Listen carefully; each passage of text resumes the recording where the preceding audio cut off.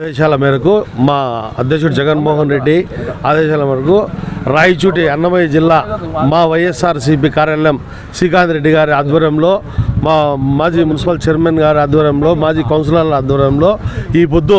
ఇక్కడ ప్రజా వ్యతిరేకత ఎందుకు వస్తుంది రెండేళ్లలో కూటమి ప్రభుత్వం దీనిపైన ఎందుకు చెప్పలేకపోతుంది కూటమి ప్రభుత్వం చెప్పింది ఏంది చేసేది ఏంది ప్రజల ప్రశ్న ఒకటే ప్రజలు ఏం చెప్తున్నారు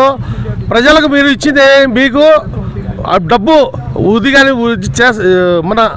రాష్ట్రము వెనకబడింది అమరావతి డెవలప్ చేస్తాము రాష్ట్రాన్ని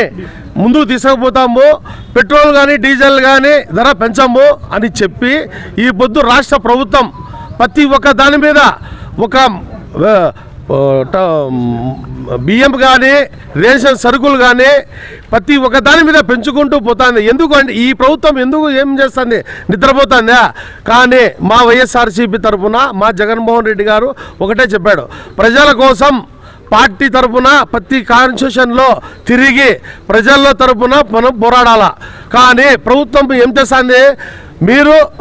ఏం చేసినా మేము నిద్రపోతా ఉంటాం అనే పద్ధతిలో జరుగుతుంది నేను కూటమి ప్రభుత్వాన్ని ఒకటే ప్రశ్నిస్తున్నా మీరు ఈ విధంగా గ్యాస్ కానీ రేట్లు పెట్రోల్ కానీ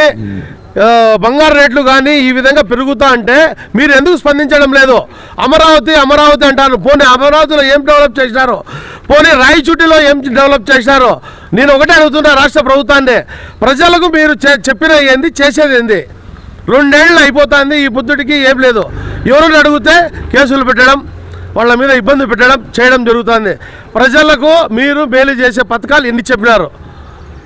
ఒక్కసారి మీరు పవన్ కళ్యాణ్ గారు ఒక్కసారి ఆలోచన చేయండి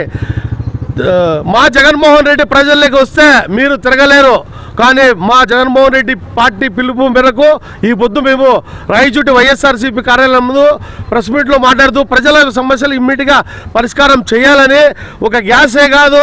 ఒక పెట్రోల్ కాదు ఒక డీజిల్ కాదు ఒక రేట్లో ప్రతి బియ్యం విషయంలో కానీ రైతుకు సంబంధించిన కానీ ప్రతి తగ్గించి ప్రజలకు మేలు చేసి నువ్వు చెప్పిన పథకాలన్నీ తక్షణం ఆమోదించాలని తగ్గించి చేయాలని మా వైఎస్ఆర్సీపీ పార్టీ తరఫున డిమాండ్ చేస్తున్నాం.